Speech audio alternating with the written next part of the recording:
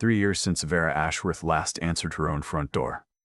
The house sat at the end of a gravel lane outside Kamloops, British Columbia, where the Thompson River Valley opened wide enough to swallow the sky and the ponderosa pines grew tall enough to make a person feel small in a way that was almost kind.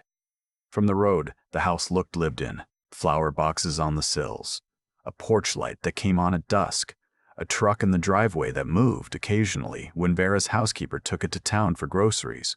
From the road, you would never have guessed that the woman inside had not crossed her own threshold in 37 months. She had a sentence for the ones who came anyway: contractors, lawyers, the odd cousin who still remembered her birthday. She said it the moment she heard a knock before the door was fully open, in a voice that was calm and careful and left no room for a follow-up question. "I don't receive visitors." She had polished it until it was frictionless. She had watched people absorb it and retreat and tell themselves they had done their part by showing up. 3 seconds was all it ever took. Then one Thursday morning in October, a man named Dara Cole came up the gravel lane in a dented half-ton with a 7-year-old boy asleep against the passenger window, and the sentence didn't work. He was not supposed to bring the child. The call had come through a property management firm out of Kamloops that Vera's assistant dealt with exclusively, because Vera did not deal with anyone directly if she could help it.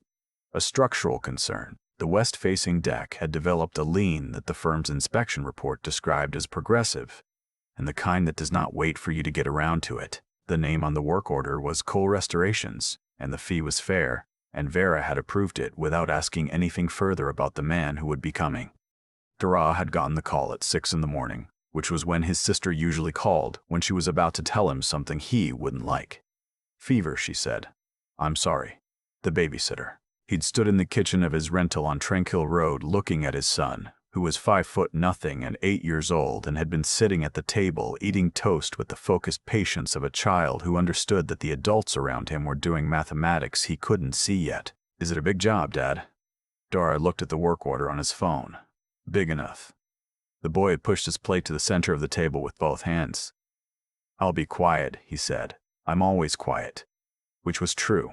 Oliver had been quiet since his mother's funeral 14 months ago.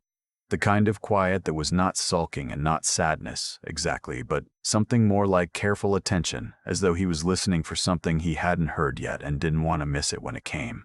So, Dara had buckled him into the passenger seat with a library book and a granola bar and driven 40 minutes east into the valley. And Oliver had fallen asleep before they cleared the city limits and hadn't stirred when the truck turned onto the gravel lane. The man in the site management blazer who met them at the gate looked at Oliver and then at Dara in a way that communicated something without saying it. Dara looked back in a way that communicated something equally clear. The man noted the name on his tablet, unclipped the gate, and waved them through without comment. The house was large in the understated way of old money that doesn't need to announce itself. Timber frame, river stone foundation, a covered porch that wrapped around 3 sides. The deck in question was the one facing west, and Dara could see the problem from 50 feet away. The posts on the far corner had shifted on their footings, the whole platform tilting maybe 4 degrees off level, enough to be dangerous on ice, which in Kamloops meant dangerous for approximately 5 months of the year. He parked beside the porch stairs and got out. Oliver stirred, blinked, looked at the house the way children look at things they're assessing for interest value. "Is someone sick here?" "No." "Why is it so quiet?" Dara didn't answer that. He got his tool bag from the box of the truck and told Oliver to stay close and not touch anything. The boy nodded. He was good at that. The front door opened before Dara reached the porch steps. The woman in the doorway was not what he had expected, though he hadn't expected anything specific. She was somewhere in her mid-40s, dark reddish hair pulled back without ceremony, wearing a wool sweater the color of late autumn grass over a plain shirt, and she was standing with one hand on the doorframe and one on a forearm crutch, her weight distributed between them with the practiced ease of someone who had been doing it a long time. She looked at Dara. She looked at Oliver. Something complicated moved across her face and then smoothed itself out. "I don't receive visitors," she said. Her voice was exactly as Dara had imagined the voice of a woman who lived alone at the end of a gravel lane would sound. Composed. Finished. He nodded once. He understood what the sentence was for. He'd heard his wife use variations of it in the hospital when she wasn't up to company. He didn't take it personally. He set his tool bag down on the gravel and said, "The deck's about to take the corner post with it when the ground freezes. Probably by December. I can have it stable by end of day if you'd prefer not to extend the visit." She looked at him for a moment. He met it without difficulty. Oliver had drifted, because Oliver always drifted. He was standing 4 feet to Dara's left, looking up at the woman in the doorway with the unfiltered directness that 8-year-olds deploy without understanding. They're deploying anything. "Does that hurt?" he asked. He was pointing carefully at the crutch. Vera looked down at him. The composed expression did something at the edges. "Not much." "Enough." "Not anymore," she said. Oliver nodded, as though this was the answer he'd been hoping for, and went to inspect the porch railing. Dara got to work. The footing problem was worse than the report had suggested, which in his experience it usually was. The concrete pads under 2 of the corner posts had heaved, a combination of poor drainage and freeze-thaw cycling that nobody had addressed when it started small. He spent the first hour crawling under the deck with a flashlight and a probe, mapping the extent of it in a steno pad he kept in his back pocket, and when he came out he was covered in dirt and had a clear picture of what needed to happen. He knocked on the front door because he needed access to the garage for the jackstands.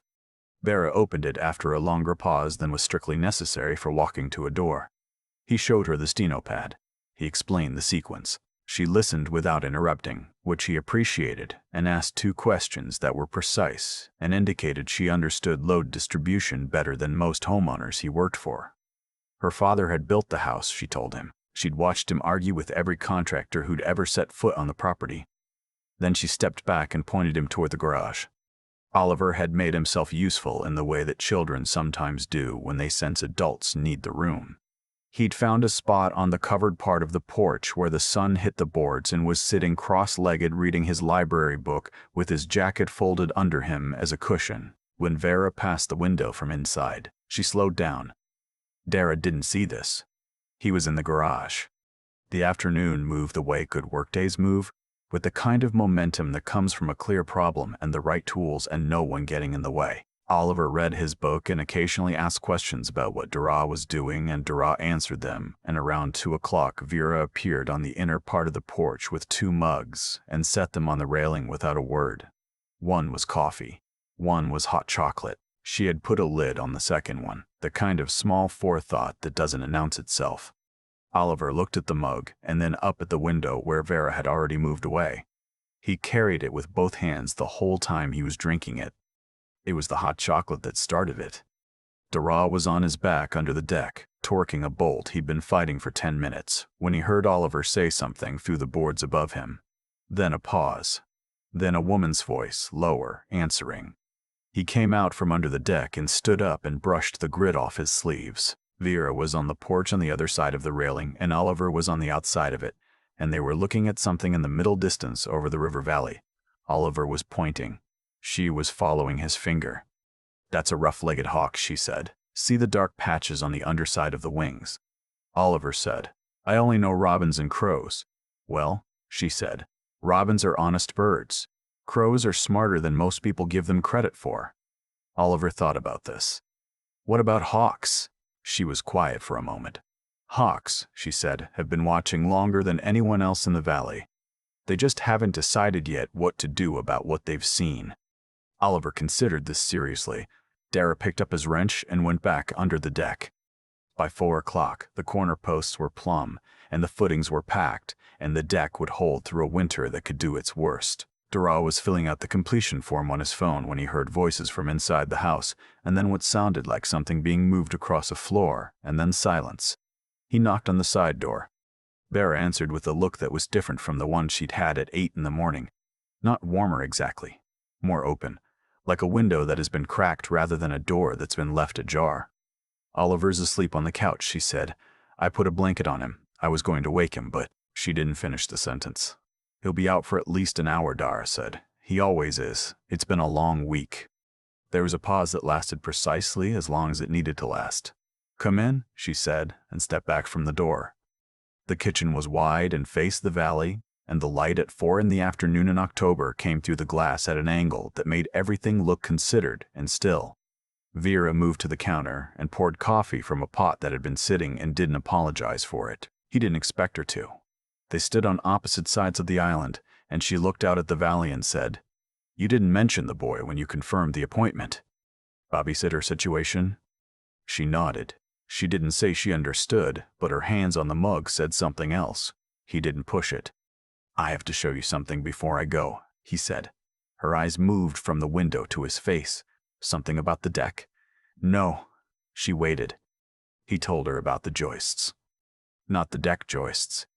The ones under the mudroom at the north end of the house, which he'd noticed when he was tracing the drainage problem around the foundation. He'd been under there for less than 5 minutes, but 5 minutes had been enough to see what someone had done to the beam that carried the north-facing exterior wall. It hadn't failed.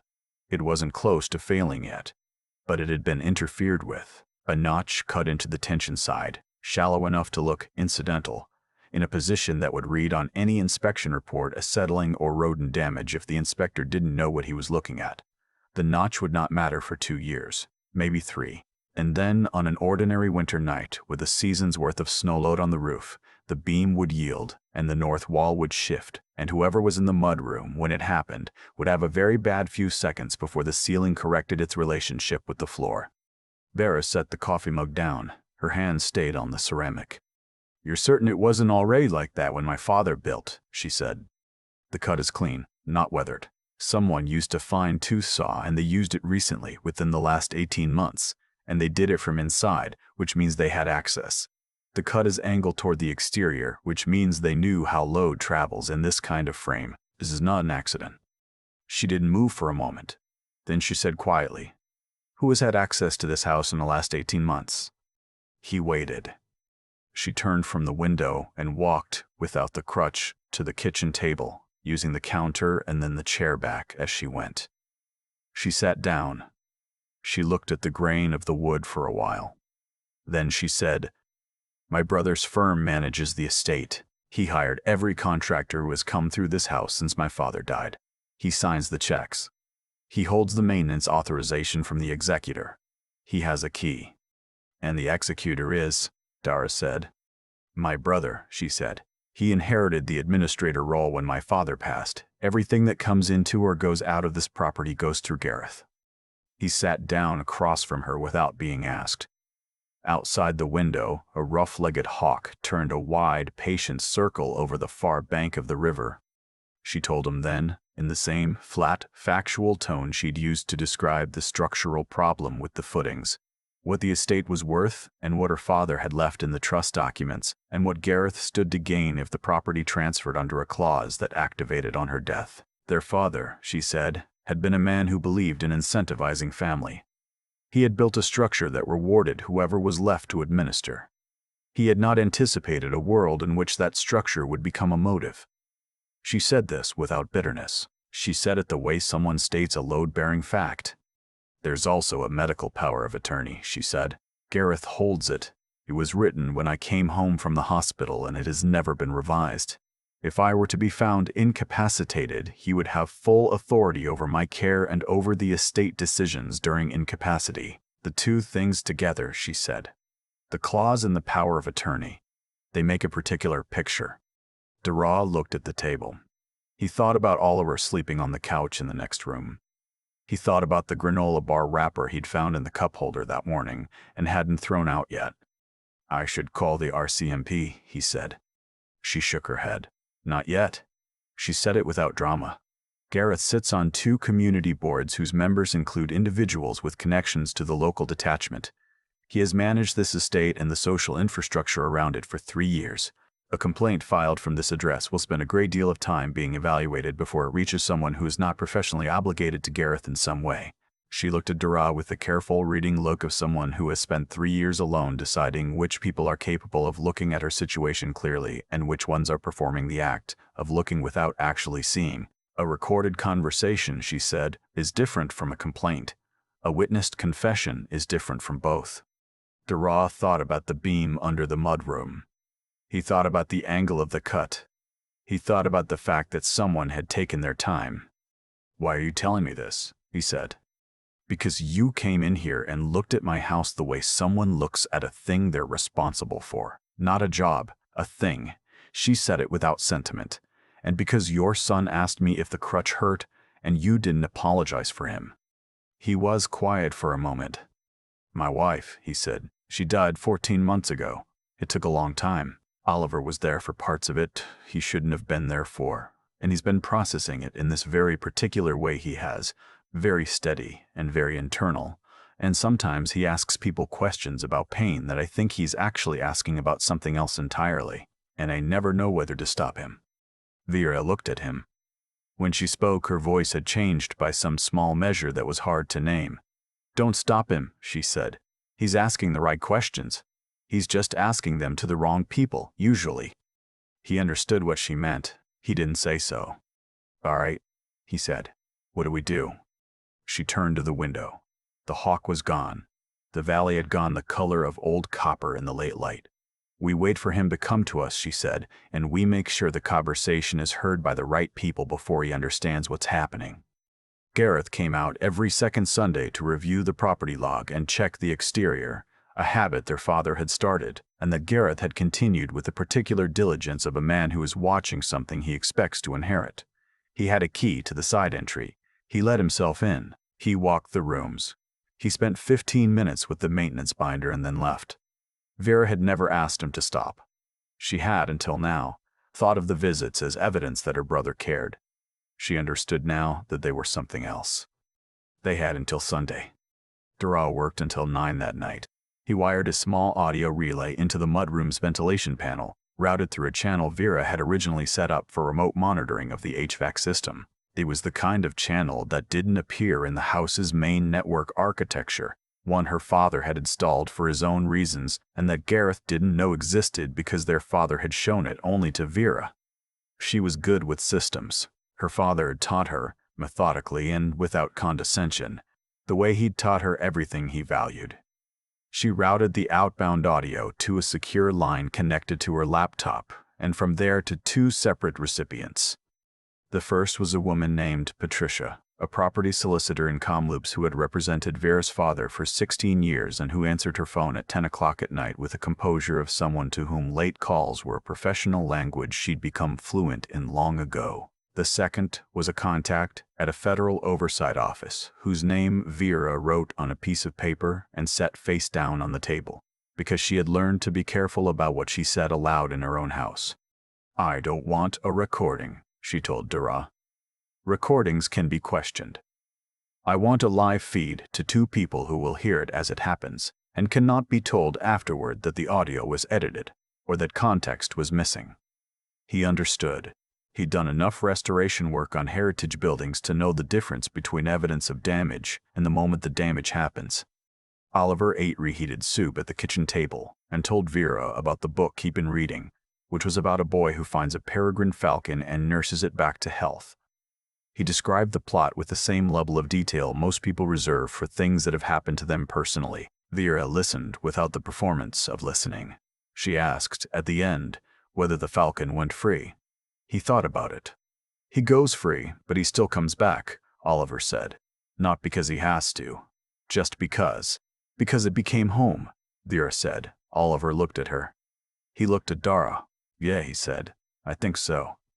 They did not speak about what Sunday would require until Oliver was asleep again, which took 20 minutes and the better part of a chapter read aloud from a different book that Dara found on the shelf in the hallway. Vera stood in the doorway of the sitting room while he read and did not say anything about being in a room that had been closed for most of 3 years. "How did it happen?" Dara asked when he came back to the kitchen. He said it the way she had asked him about his wife, not intrusively. As a fact, that was relevant to the shape of the story. She sat with her palms flat on the table for a moment. "A climbing accident," she said. "I was an alpine guide. I had been doing it for 12 years. A client made a decision I had told him not to make, and I went after him, and the ledge gave way, and there were 200 feet of clear air between me and the next solid thing." She said it plainly. "I lost the use of my left leg entirely, and partial use of the right. I can walk with the crutch for short distances." I've been told I will always be able to. She looked at her hands. When I came home, I thought I was coming home to recover. I recovered. But I stayed. There is a difference, and I understood it somewhere around month 6 and kept the understanding to myself. You thought the world outside had changed, he said. I thought I had changed, she said, and I didn't know yet whether the changed version of me was someone the world outside had room for. He turned the mug on the table once. Oliver thinks everyone has room for the changed version of things, he said.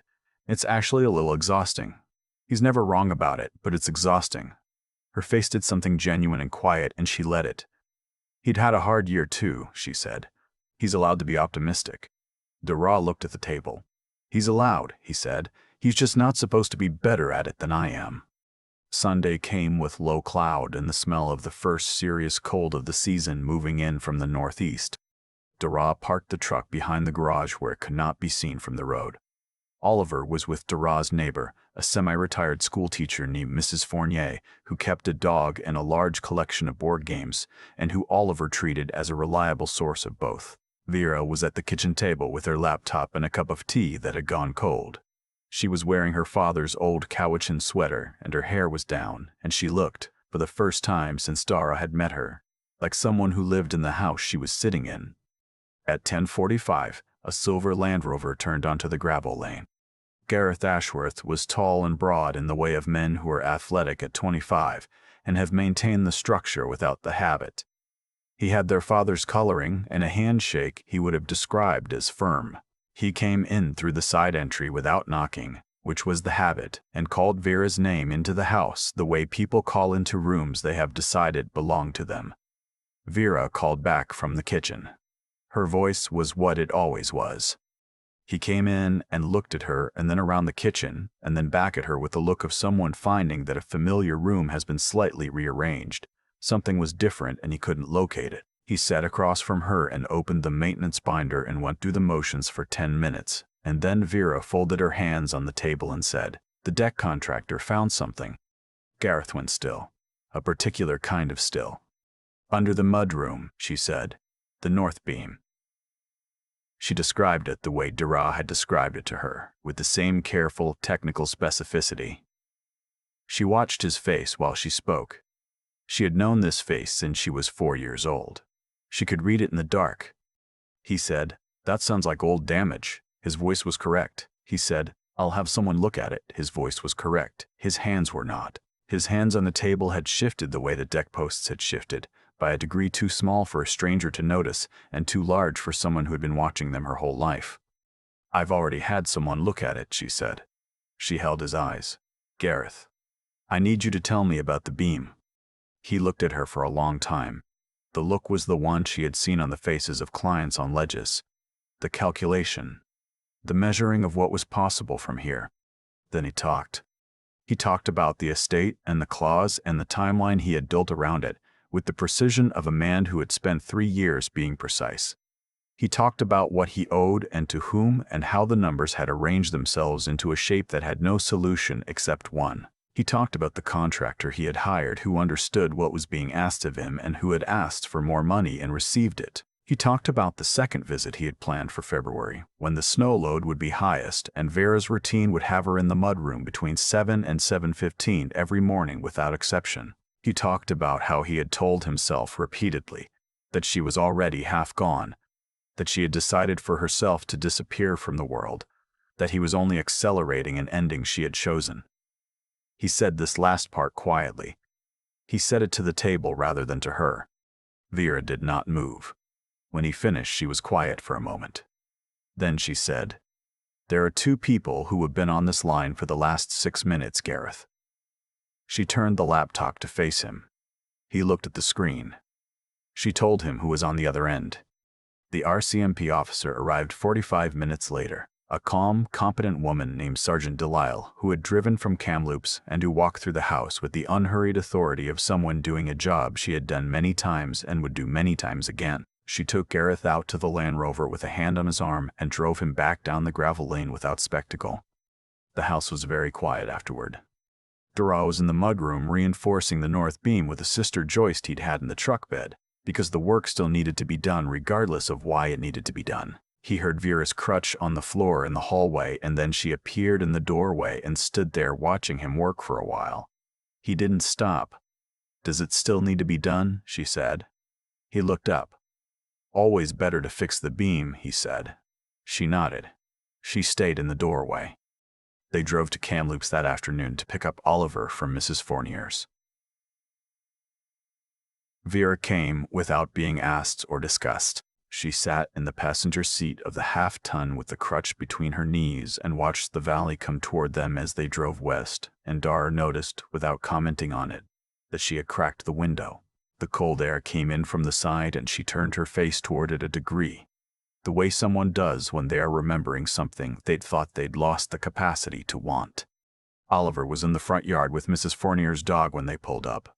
He ran to the truck and then stopped when he saw Vera in the passenger seat, because Oliver processed things by stopping first. Then he said, "You came." She said, "I needed some air." He thought about this. "We could go to the park," he said. "I know where the hawks are. Mrs. Fournier's dog has taught me." He looked at Vera. "Can you walk a bit?" She said, "A bit." He said, "That's all you need. The park is flat." They walked a bit. It was the kind of walk that doesn't go far in terms of geography but covers considerable other distance. Oliver narrated the bird life with the gravity of someone who has recently become an expert and is still getting used to the responsibility. Vera identified 3 species he hadn't named yet and showed him how to read the way a bird holds its wings against the wind. Dara walked slightly behind them and let it happen. On the drive back, Oliver fell asleep in the rear seat with his head against the window, the way he had on the drive out 4 days earlier, though the afternoon was different now and the light was different and the woman in the passenger seat was someone who had decided, without making a speech about it, that the gravel lane did not have to be the end of the known world. 3 weeks later, Dara's truck was back on the property for the official repairs, which were extensive enough to keep him there the better part of a fortnight. He brought Oliver every day because it had become, by then, the natural thing to do. The east-facing room that Vera had not opened in 3 years was open, its windows aired out, the furniture uncovered. There were drawings on the kitchen table for what she wanted to do with the north end of the property, a proper accessible trail down to the river, something with a gentle grade and good sight lines for birds. She brought it up on a Thursday, in the same tone she'd used for everything practical, while they were looking at the survey lines on her laptop. "One of the provincial parks I used to guide through," she said, "is looking for someone to do an accessibility audit of their trail infrastructure. They reached out 6 months ago and I didn't respond." She looked at the screen. "I'm thinking of responding." Dara said, "I know a surveyor who does adaptive trail assessments. He's good. He'll work for reasonable." She said, "I know the terrain better than any surveyor. I'd be going with them." He looked at her. She looked back. Outside, he could hear Oliver in the yard, coaching the rough-legged hawk that had taken up a regular position in the ponderosa at the east edge of the property on the appropriate way to read the wind. The hawk, characteristically, was not taking direction. Oliver, characteristically, was undeterred. Vera turned back to the survey. She said, "I'll need the truck Thursday, if that works." He thought about the cereal bowl in the sink that morning, and the granola bar in the cup holder and the library book on the back seat that was 2 weeks overdue, and the particular angle of the light in the valley at 4 in the afternoon, when the sky goes copper and the river goes still. "It works," he said. The trail down to the river took most of the winter to build properly. On the morning it was finished, the 3 of them walked it together, Vera in front with the crutch finding the grade, Oliver beside her pointing out every bird with the enthusiasm of someone who has recently come to understand that paying attention is its own reward. Dara stepped behind with his hands in his pockets and snow on his work boots and a feeling in his chest that he recognized, distantly and without alarm, as the sensation of a house that has been closed for a long time beginning, room by room, to let the cold air out and something else in. The hawk watched from the ponderosa at the trail's edge.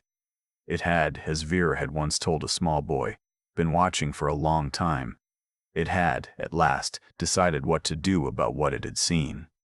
"I keep thinking about the beam under the mudroom, not the damage itself, the angle of the cut.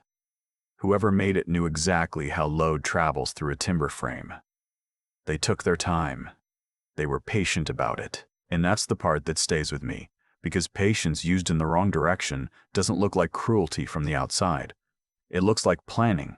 It looks sometimes like care. Dara found it because he was doing his job the way someone does a job when they actually give a damn about what happens after they leave. He wasn't looking for sabotage. He was reading the building the way he'd been taught to read it. Honestly, without assuming the story he expected to find. That's a harder thing than it sounds. Most of us walk into situations already holding the report we plan to write. Dara didn't. And because he didn't, he saw something that would have killed someone by February. I think about what it costs a person to say what he said next. He could have closed his notebook. He had a son in the next room, and bills he needed that check to cover, and no particular reason to walk into a stranger's kitchen and hand her a problem that was going to make his afternoon a great deal more complicated. But he understood, without making a speech about it, that knowing something and doing nothing with it are not morally the same thing. That's not a complicated idea. It's just a genuinely difficult one to act on, in the moments when acting on it is inconvenient. Vera had built her whole life in those 3 years around the logic that the world outside was no longer manageable. She wasn't wrong that something had changed.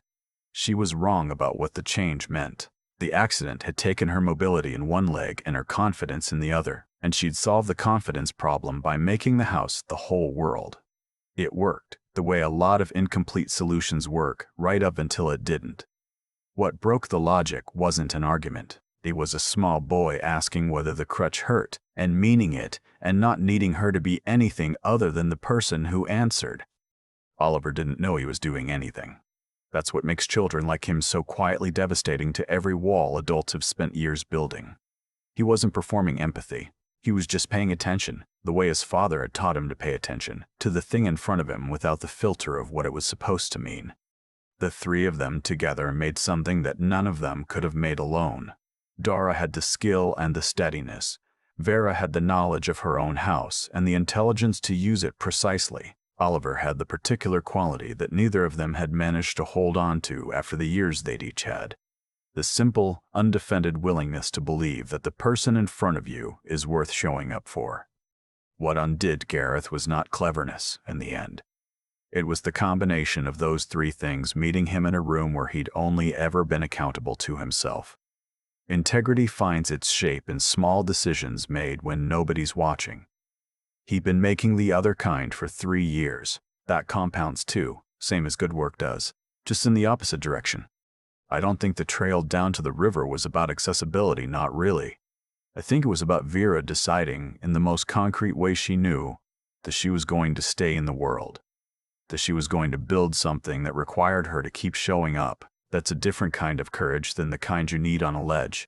Harder in some ways. Longer. The hawk at the end of the trail watched all of it. It had been watching the whole time. It had just been waiting for something worth acknowledging.